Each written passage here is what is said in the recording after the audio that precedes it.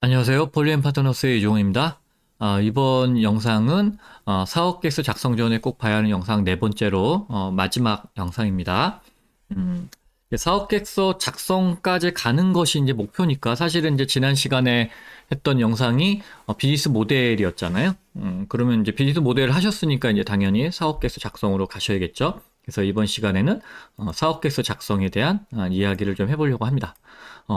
제일 중요한 게 제가 계속 강조해드리지만 제일 중요했던 게 문제의 정의라고 말씀드렸잖아요.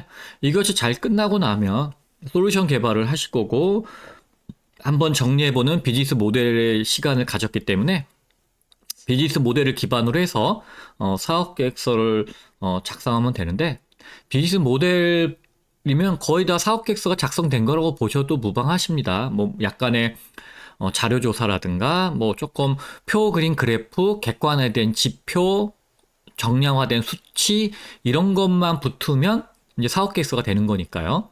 거기에 이제 스케일업 자금 조달을 어떻게 할 거냐 그 내용이 붙는 것이 사업 계획서입니다. 그래서 그 부분들을 설명을 할 거고요. 여러분들 이제 사업 계획서 쓰는 목적이 명확합니다. 뭐 내 사업에 대해서 점검을 한번 이렇게 점검이라기보다 일단 기본적으로 한번 정리를 해보는 차원에서 작성을 하실 거고 그 다음에 이제 그걸 통해서 한번 또 많은 사람들한테 보여주면서 점검도 하실 거고 그 다음에 이제 자금 유치를 하러 다니실 거고 그럴 때 이제 사업계획서 작성을 하실 텐데 그걸 뭐 한글로 작성을 하면 정부지원금이 될 거고 뭐 PPT로 만들 경우다 그러면 이제 IR 하실 거잖아요. 예. 그래서 그런 용도에 맞게 이제 사업계획서가 변형이 될 겁니다.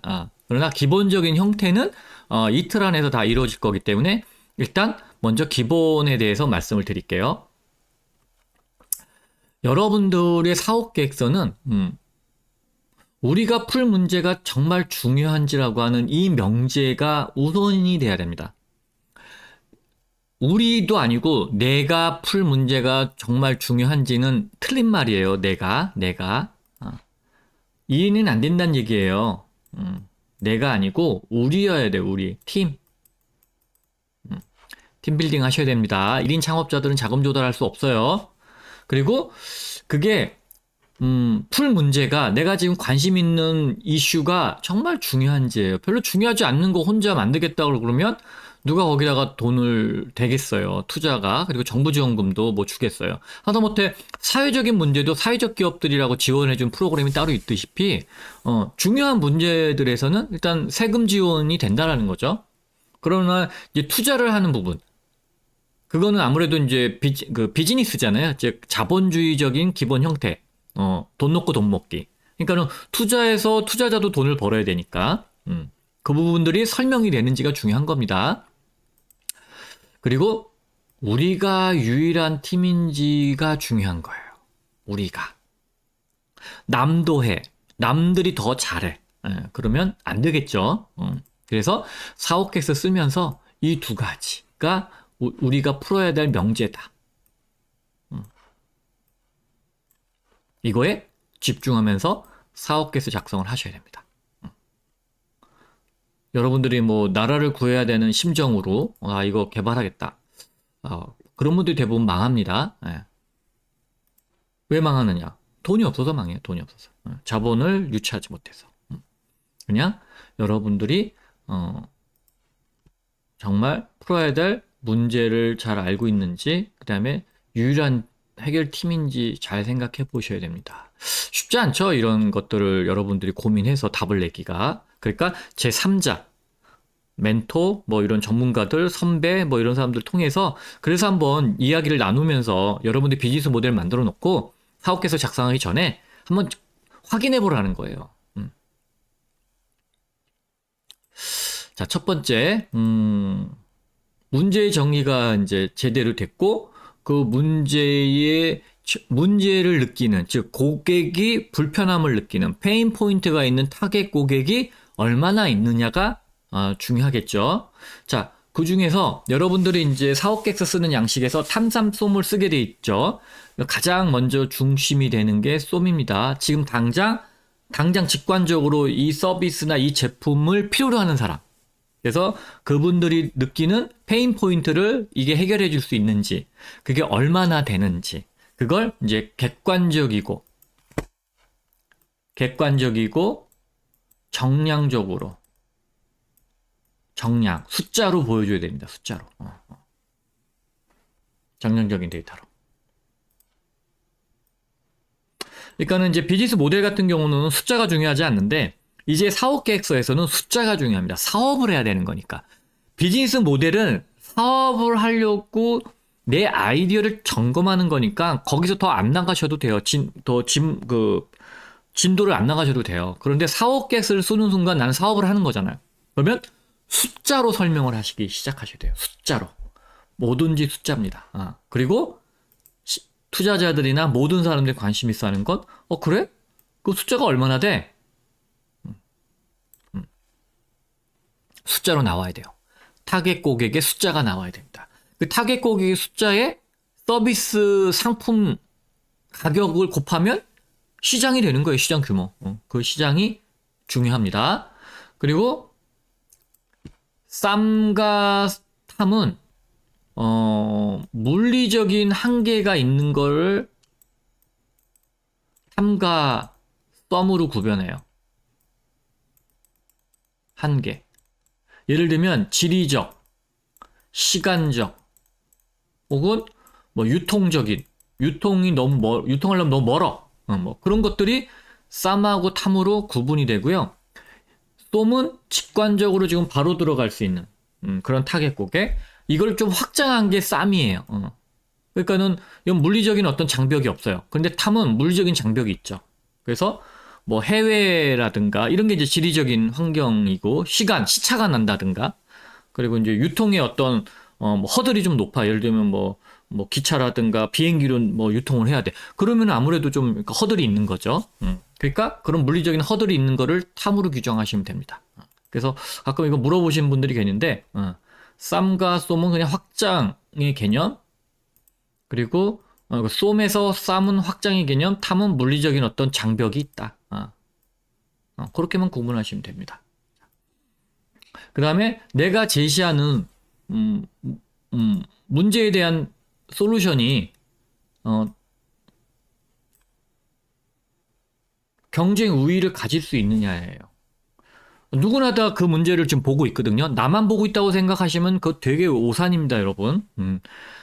제가 코로나 이전에 대학교 창업 경진대회에 3개 대학을 심사를 한 달 안에 했는데 그 한 달 안에 3개 대학에 동일한 아이템이 나왔어요.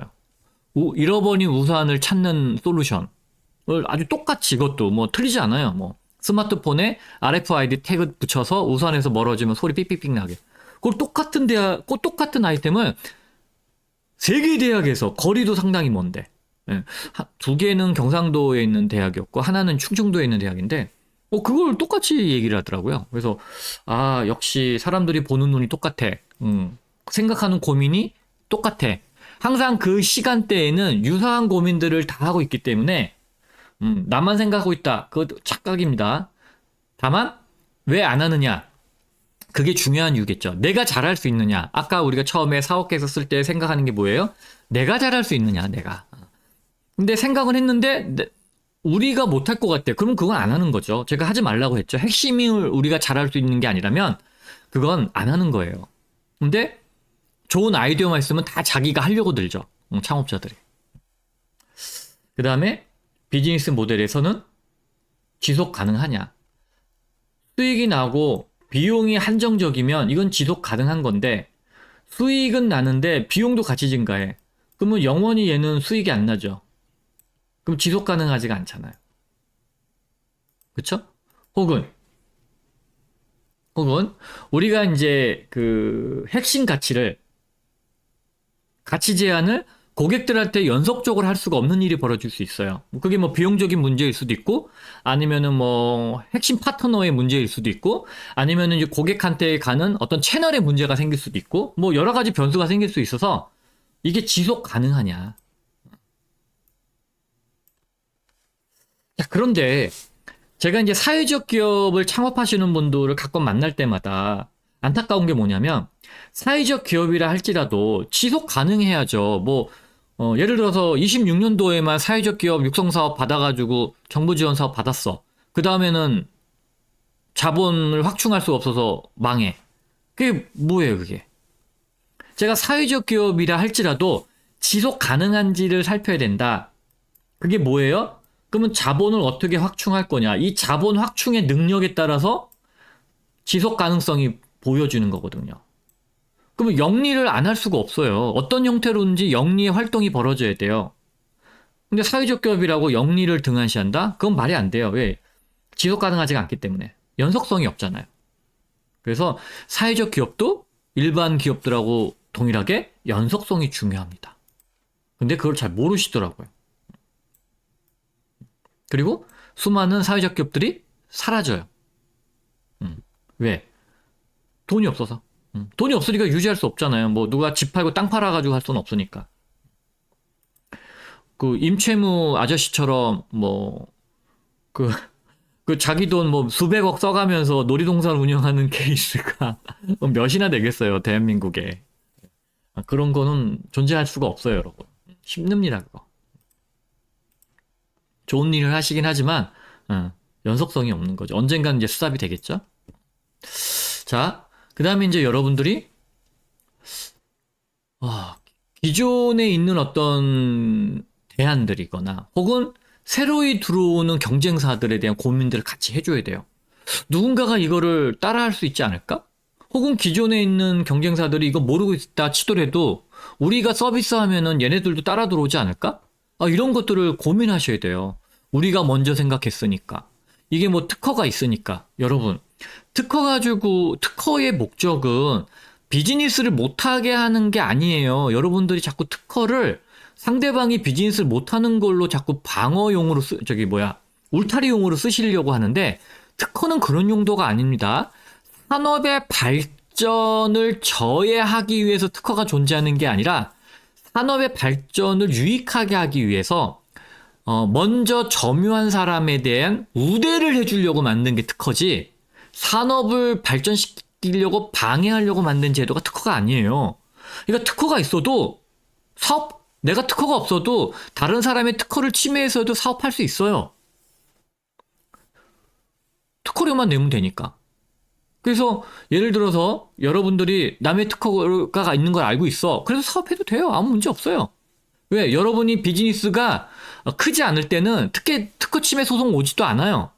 근데 매출액이 요즘은 한 50억이라고 하더라고요. 옛날에 한 100억이었는데 한 매출액이 50억 정도 나오기 시작하면 이제 특허 소송이 들어온대요. 그럼 여러분, 그 기업에 특허 소송에서 지면 사업을 접는 게 아니라 특허료를 주면 돼요. 거기다가. 삼성이랑 애플이 맨날 특허 갖고 쌈박질해도 서로 뭐 특허료 주고받고 하잖아요. 예. 특허가 사업을 못하게 막는 게 아니에요. 예를 들어서 특허 사용료로 50% 내놔. 여러분 그거는 법적으로 허용이 안 돼요. 그럼 여러분은 보통의 통상이 3%거든요. 그럼 3% 공탁하고 사업하시면 돼요. 아무 문제 없어요. 그래서 특허 때문에 사업이 망했다.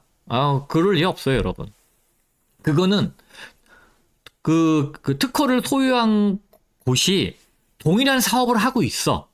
현재. 그러면 못하게는 하죠. 왜? 기존에 하고 있는 거를 나도 더 하겠다라고 수저 얹을 수는 없잖아요. 그런데 안 하고 있거나 그냥 조금 달라. 그런 거는 특허를 주고 그냥 할 수 있다니까요. 그래서 특허가 있는다고 해서 뭐 못하는 건 아니니까, 다만 우리가 잘할 수 있거나 그래도 남들이 따라오는데 어려움을 겪고 있지 않을까. 그게 뭐 특허라든가 여러 가지 기술적인 어떤 장벽, 허들 이런 게 있으면 일단 유리하다는 거예요. 그래서 그런 것들을 보유하는 게 자본을 확충할 때 투자자들이 보는 포인트 중에 하나니까, 우리가 남의 특허 침해하고 사업하고 있어요. 그건 당연히 투자할 때 약간 제한이 걸리죠. 그런데 내가 특허를 갖고 있어요. 그러면 아무래도 이 사람이 그래도 적어도 남들이 따라오는데 제약은 걸리겠구나.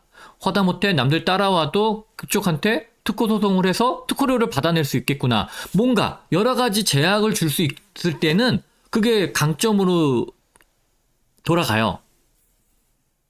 그래서 여러분들이 여러분의 아이템이 경쟁 분석에서 우위라는 점, 그리고 그 우위가 어떤 진입 장벽을 갖고 있는지를 이제 구체적으로 정량화시켜서 설명을 해 주셔야 되는 게 사업 계획서인 거예요. 물론 마케팅 전략으로 우리가 막 선두기 때문에 막 쏟아부으면 돼요. 그러면 엄청난 돈을 확보해서 쏟아부으면 되죠. 마케팅 회사 같은 경우는. 그런데 대부분 이 마케팅 회사에 그렇게 쏟아부으는 경우는요, 마켓컬리처럼 특정한 장르에서 확실하게 시장을 점유하고 있다라고 확신이 들 때는 적자라도 그냥 때려박는 비즈니스에 돈을 태워요. 투자를 해줍니다. 근데 그렇지 않고서는 뭐 대부분 뭐 기술적인 어떤 장벽이라든가 이런 것들이 허들이 있다면 잘 투자를 못 합니다. 그래서 여러분들은 그런 어떤 마케팅 전략보다는 기술적인 차별화, 아이템의 어떤 제3자들이 들어오기 어려운 허들을 만들어 놓는 거를 권해드려요. 그런 아이템으로 창업을 하셔야 된다는 거죠. 그리고 그런 걸 보여주셔야 되고. 자, 그 다음에 이제 여러분들이 이게 조금 이제 어려운 부분일 텐데, 제가 많은 창업자들한테 얘기하는 게 뭐냐면, 언제까지 창업을 하실 거예요? 언제까지? 이게 무슨 뜻이냐면, 저도 2003년도에 창업을 했는데, 이런 생각을 안 하고 창업을 했어요. 그냥 다 잘 될 거라고만 생각했으니까. 그런데, 문제가 터졌어요. 좀 이상한 거예요. 투자 유치도 잘 안 되고, 근데 기술은 좋다고 하니 뭔가 버티기만 하면 될 것 같긴 한데 언제까지 버텨야 될지 모르겠다는 거예요. 그 생각이. 근데 또 투자자들의 반응도 뜨뜻미지근하고. 그래서 그 생각을 안 했더라고요. 그래서 여러분들한테 제가 계속 얘기하는 게 뭐냐면, 언제 무엇을 어떻게 하는 시점을 정해놓고 창업을 해라. 이게 보통 2년에서 한 3년 정도를 내가 창업을 하겠다 그러면 2년에서 3년 정도를 보고 그때까지 내가 뭐 매출액을 뭐 10억을 올리겠다. 30억을 올리겠다. 뭐 이런 목표를 가지고서 창업을 해서 막 달려가서 이때쯤 돼서 평가를 해보는 거예요. 그리고 나서 이건 더 할 의미가 있어. 그럼 더 가는 거고, 아니야, 아닌 것 같아. 그러면 접어야 돼요. 근데 저는 이게 없다 보니까 5년 차 때 뭔가 이상한데? 그래서 6년 차 때 접은 거예요. 이 시간이 저는 그냥 누구나 다 그냥 버티면 되는 시간이라고 생각했던 거죠. 지금에 와서 가장 후회하는 시간이 이 시간이거든요. 그냥 아무 생각 없었던 시간. 그래서 저는 많은 창업자들한테 항상 얘기를 해요. 내가 창업을 하게 될 경우 목표를 정해라. 그 목표가 뭐 실현 가능하다 안 하다 일단 목표가 있어야 거기까지는 달려갈 거잖아요. 그때까지 달려서 나는 뭘 달성을 해야 돼. 뭐 달성하는 게 대부분 이제 매출액이겠죠. 매출액이거나 아니면 뭐 내가 뭐 시장에서 뭐 1위, 뭐 3위 안에 들겠다. 뭐 그런 것도 다 좋아요. 언제까지 무엇을 어떻게 할 것인지를 정해놓고 창업을 하셔야 돼요, 여러분. 그리고 그걸 그 시간에 확인을 하셔야 돼요. 그래서 내가 잘해왔는지, 실수한 게 있는데 이거 보완하면 해결될 건지 이런 걸 모두 종합적으로 판단해서 더 갈 건지 말 건지를 결정하셔야 돼요. 그리고 이때까지 들어가는 비용을 계산하셔야 돼요. 비용을. 이것까지. 그러면 내가 투자자들이, VC들이 얼마 필요하세요 할 때 내가 이 목표가 있잖아요. 달성할 목표. 이때까지 들어가는 총 비용이 얼마다. 그리고 뭐 1년 차에는 얼마가 필요하고 2년 차에는 얼마가 필요하고 3년 후에는 얼마가 필요해요 라는 얘기를 할 수 있어야 VC가 믿고 투자를 하는 거예요. 너 3년 뒤에 이거 보여줘? 그러면 내가 그거 믿고 내가 투자해 줄게가 되는데 보통은 그게 없으니까 한 2억 정도면 샘플 만들 수 있어요. 아니 샘플 만드는 거 보려고 VC들이 투자하는 거 아니거든요. 물론 과정 중에 샘플을 확인하거나 뭐 시제품 확인하거나 MVP 확인하는 과정을 거치긴 하지만 그리고 또 그것 때문에 투자하는 경우도 덜어 있어요. 과정 중에 목표를. 근데 대부분은 이 시점을 보고 투자를 하는 거예요. 너가 창업을 했으면 그 단기적인 목표가 뭐야? 이거 3년 이내면 단기적인 거거든요. 이 단기적인 목표가 이겁니다. 그러면 그때까지 얼마 들어? 얼마 듭니다. 그럼 내가 얼마 투자해 줄게. 남은 돈은 네가 시제품 만들고 나면 내가 그때 가서 한번 볼게. 그리고 추가 투자해 줄게. 이런 식으로 쪼개서 그 세부의 어떤 그 목표 달성치를 보면서 투자해주고 해주시거든요. VC들이. 그러니까 여러분들은 구체적인 목표가 없이 출발하시면 안 돼요. 내가 언제 어디까지 하겠다. 그리고 그때까지 돈이 얼마 든다. 비용을 계산하셔야 돼요. 반드시. 그리고 여러분은 이 마일스톤을 쌓아놓고, 물론 이제 3년이라고 치면 1년 차 있고 2년 차 있고 3년 차 있잖아요. 또 그때마다 세부 목표가 있을 거잖아요. 그 마일스톤을 따라서 갈 때 얼마만한 비용이 들지를 계산해 주셔야 돼요. 반드시 하셔야 됩니다. 그게 여기 나오잖아요. 근데 여기 뭐 5년이라고 돼 있는데 제가 보기에 5년은 조금 너무 멀고요. 보통 한 2, 3년 정도예요. 일단 2, 3년에 얼마만큼 비용이 들 건지를 계산을 하셔서 엑셀 시트로 쫙 계산을 하셔가지고요. 갖고 계시고 얼마 필요해요. 그러면 이 3년에 들어가는 비용을 얘기해야지. 1년 차 때, 2년 차 때, 3년 차 때 중에 저 3년 갈 건데 1년 차 거만 필요해. 그럼 2년 차는 어떻게 하실 거예요? 얘 또 투자 유치하셔야죠. 그러면 안 돼요, 여러분. 왜? 그럼 나는 VC가 난 1년 차 것만 투자해 줄게. 그렇게 하는 경우가 없어요. 왜? 이렇게 투자했는데 2년 차 못 가서 망하면 어떻게? 이 돈 날리는 거거든. 이걸 다 목표 3년치를 보고 이때의 목표가 매출액이 10억이야.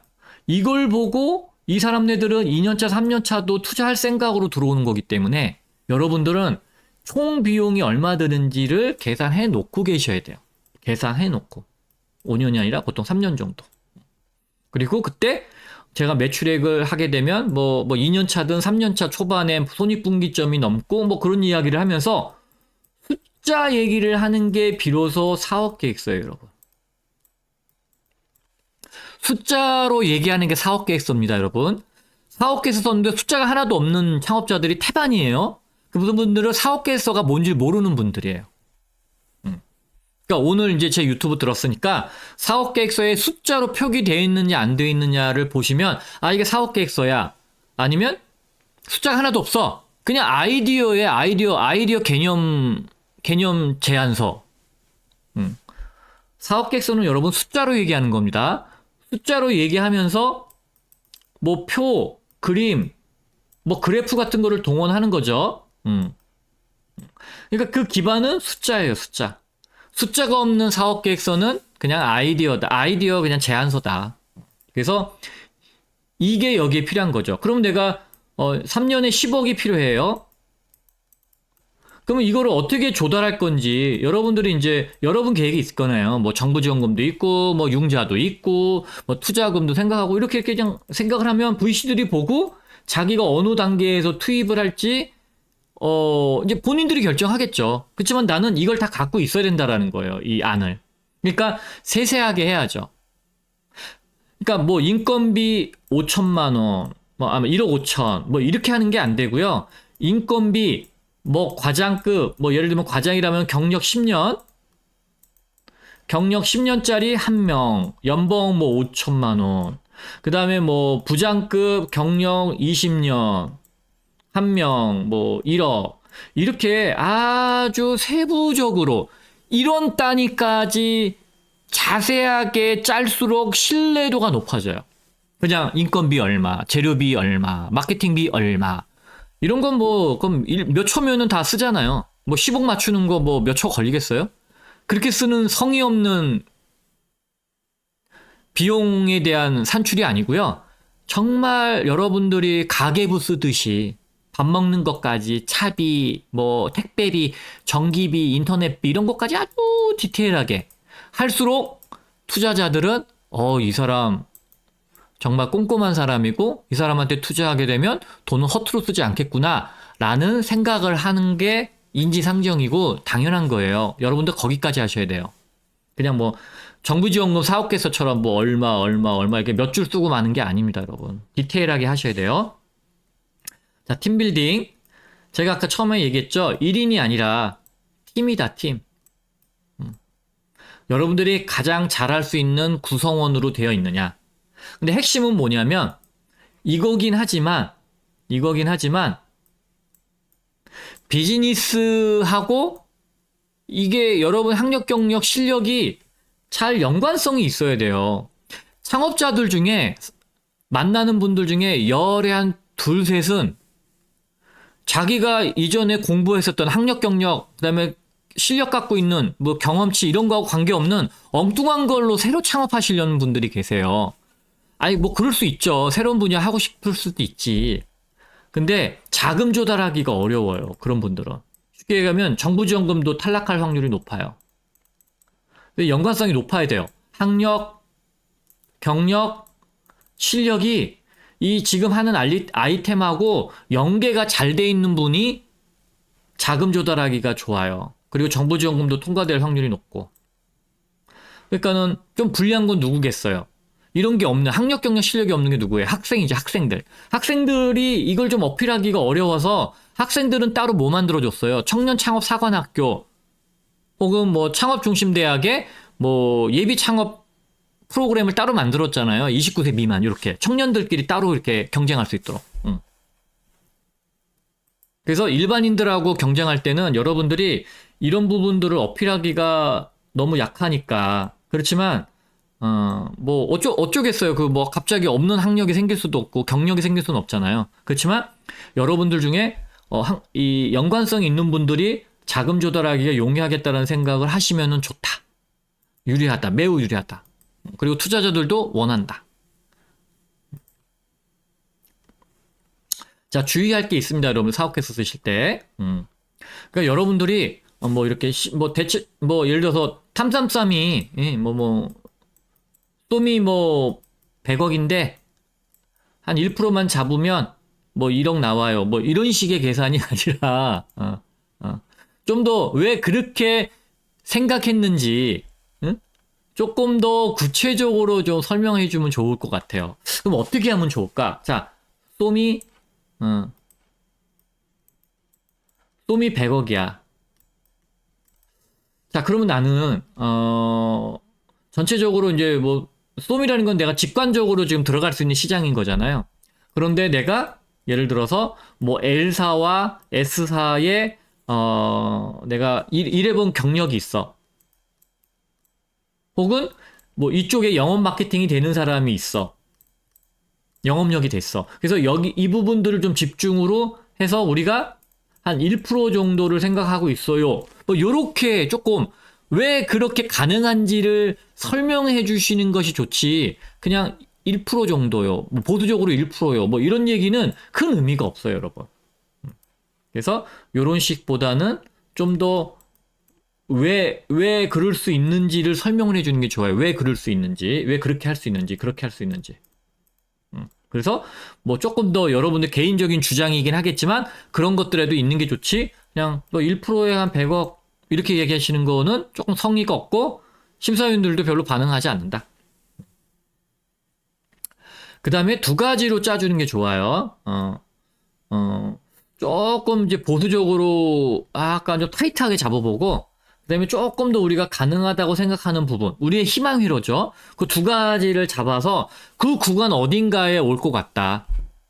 그러면 매출 추정할 때 보수적으로 그 다음에 우리가 희망하는 구간이면은 이 어디선가 우리가 왔다 갔다 할 것 같다. 그러면 이게 이제 시간이 이제 1년, 2년, 3년, 4년, 5년 지나면 점점 우리의 표대로 움직이겠죠. 이렇게 가겠죠. 그러면 이제 그게 우리의 기본 추산이 되는 거예요. 그다음부터는 이제 이런 게 필요 없죠. 요거 플러스 이렇게 찍으면 되니까. 예. 근데 처음에는 이렇게 두 가지로 제안을 해주는 게 좋겠다. 그래야 심사위원들도 뭐 조금 합리적이다라고 생각하실 거예요. 저는.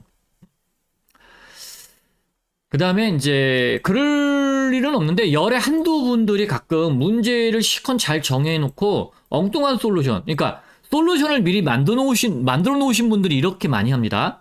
즉 솔루션에 문제를 꽤 맞춰. 그러니까 좀 엉뚱하게 문제 정의를 하시거나 아니면 문제 정의는 잘해놓고 엉뚱한 솔루션으로 가. 왜? 자기가 이미 솔루션을 정해놨기 때문에. 예. 그래서 그런 거는 조금 피하셔라. 심사위원들이 금방 눈치챈다, 여러분. 그래서 모든 그 사업 계획서의 핵심은 내가 제공하고자 하는 가치 제안이 핵심이고, 이 가치 제안의 핵심의 타겟 고객으로부터 나오는 문제점으로 만든 솔루션이 나와야지. 내가 지금 이 순간 지금 유튜브 보시는 여러분들이 이미 아이템이 다 있어. 그러니까는 제가 영상을 보여주면은 이제 거꾸로라도 해보는 신용하려고 들어. 여기다 다 꽤 맞춰요, 막 사람들이. 예. 여기다 꽤 맞추시면 안 됩니다.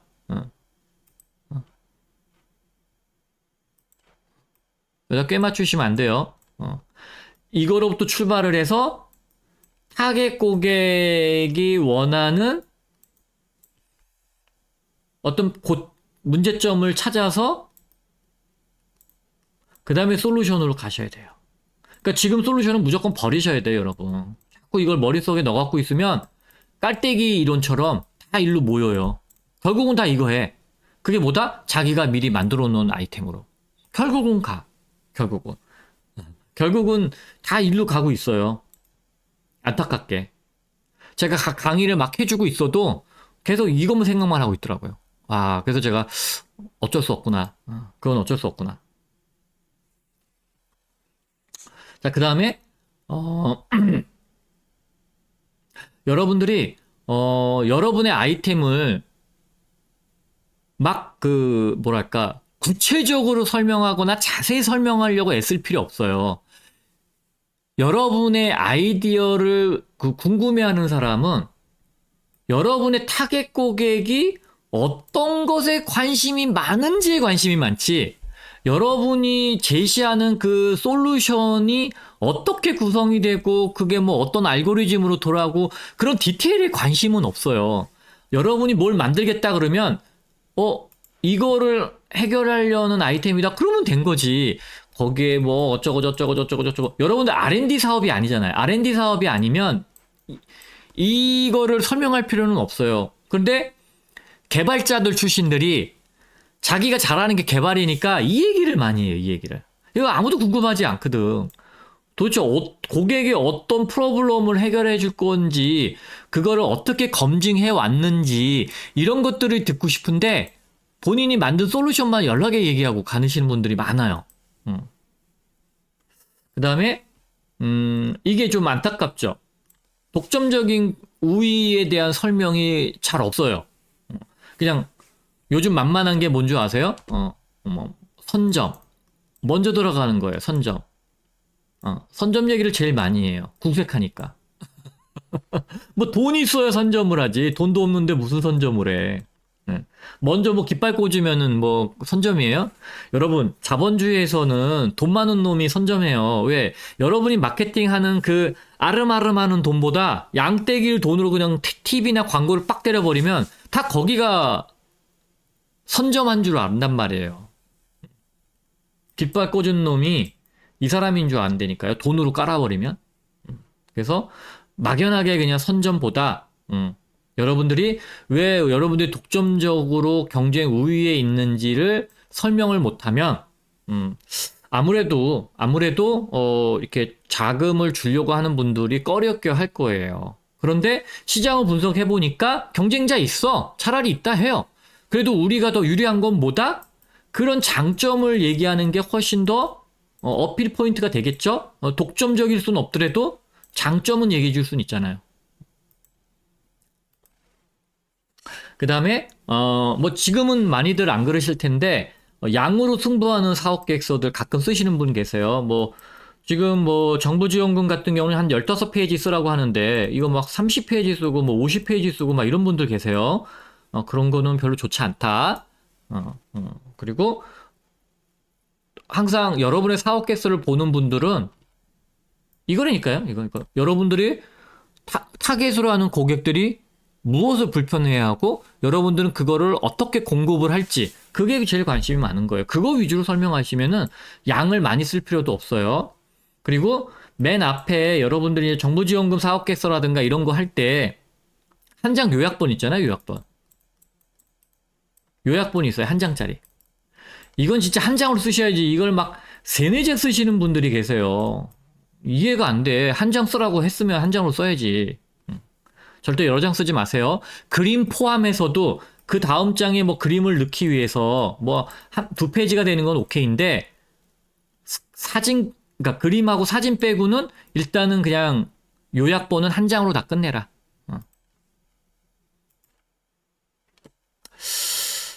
자, 그 다음에 이제 개발자, 저는 이제 약간 이게 이제 상황에 따라 좀 틀릴 것 같은데, 초기에는 개발자 위주의 팀빌딩이 맞아요, 여러분. 뭐, 뭔가 이제 IT 기술 창업 회사라면 초기에는, 개발자 위주로 구성하시고, 자금을 확보하고 나서, 그 다음에 이제 마케팅 인력들을 확보하셔야지, 요즘 사업 계획서 보면 이제 이런 것들을 듣고 나서 그랬는지, 뭐, 한 사람은 개발자, 한 사람은 마케팅, 뭐, 이렇게 구성하는데, 만약에 여러분들이 시제품이 있어. 그리고 이제 양산 가야 돼. 그런 창업자야. 그러면은 저는 오케이. 뭐, 이렇게 개발자 있고, 마케터 있고, 이렇게 구성되는 게 맞는데, 만약에 여러분들이 아직도 초기야, 극초기예요. 자금도 이제 확보받기 전이야. 그러면은, 여러분이 만약에 기술 벤처라면은 엔지니어 위주. 마케팅 플랫폼이야. 그러면은 영업 마케팅 인력들이 두세 명으로 구성되는 게 정상이에요, 여러분. 그러니까 이 얘는 조금 뭐랄까 개발이 완료돼서 시장에 진입한 상태에서는 이룰 수 있다라는 거죠. 누가 영업 마케팅 할 거냐. 그 다음에 페인 포인트가 무엇인지, 그리고 페인 포인트가 변하고 있는지, 그런 것도 모니터링을 하는 거를 권해드립니다. 여러분들이 물론 창업하고 나서 한 3년에서 5년 정도가 되면 시장이라든가 이런 게 변할 수 있어요. 왜냐면 경쟁자들이 많아지면서 해서 시장에서 요구되는 사항들이 조금 눈높이가 높아지거나 이런 경우들이 덜어 있거든요. 그런 거는 계속 모니터링 해야 돼요. 그래서 여러분들이 페인 포인트들을 어떻게 정의하냐에 따라서 그 당시에 심사위원들이거나 혹은 투자자들이 다르게 반응 보일 수 있어요. 그래서 에어비앤비의 사례로 여러분들이 한번 가늠해 보면 좋을 것 같아요. 그래서 에어비앤비가 초기에는 호텔 만실이 됐을 때 숙소가 없는 사람들에 대한 고통을 어필했다면 이후에는 호텔보다 싼 현지인들처럼 그 경험하고 싶어하는 분들에 대한 서비스로 전환을 했어요. 조금 얘기가 달라졌죠.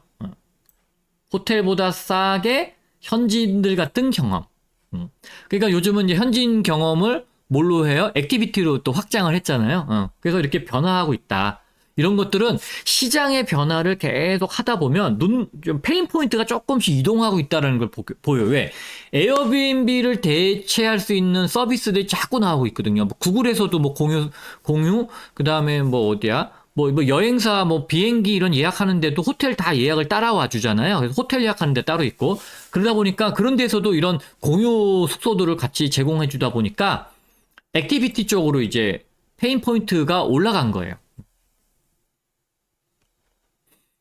그 다음에 이제 배달의 민족 같은 경우를 많은 사람들이 이제 압도적인 마케팅으로 선점 효과를 자꾸 얘기하는데 예. 이럴 수 있어요. 이럴 수.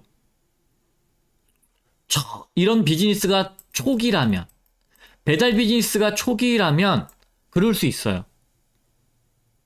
그런데 모든 플랫폼 비즈니스가 선점 효과를 낸다고 했을 때 과연 투자자들이 그걸 받아들일 수 있을지 저는 약간 의문인데 업종이나 이런 거에 따라 좀 틀리긴 해요, 여러분. 아니다, 100% 안 됩니다가 아니라 업종이라는 게 아이템마다 조금 다르긴 하는데 유사 업종들이 이미 있다 그러면은 선점 효과를 얘기하기가 좀 어려울 수 있어요.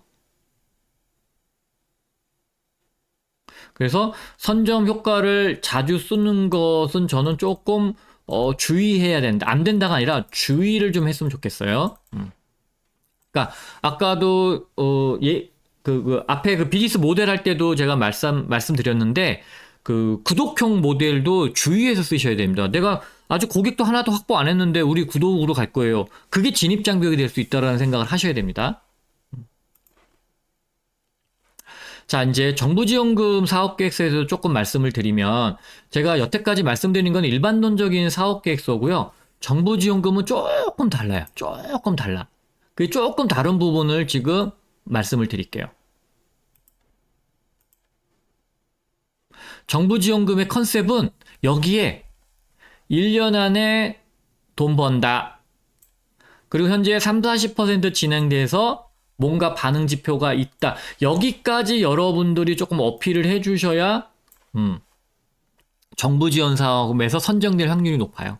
근데 대부분 예비자들은 돈 받고 나서 뭐 MVP 만들어서 시장 테스트 할게요 이런 얘기 하죠. 근데 누군가는 이미 다 하고 왔어. 우리는 바로 시장에 들어가요. 예비자인데. 그럼 누굴 먼저 뽑을까요? 이거 먼저 뽑아요.